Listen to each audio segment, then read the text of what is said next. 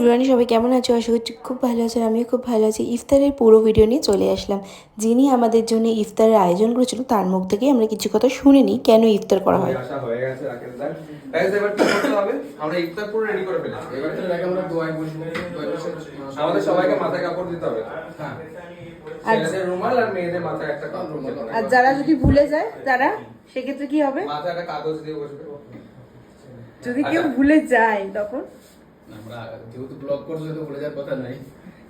আমি সত্যিই নিয়ে আসিনি কিছু সেহরি করে এসছো সকালবেলা সেহরি করে এসেছি।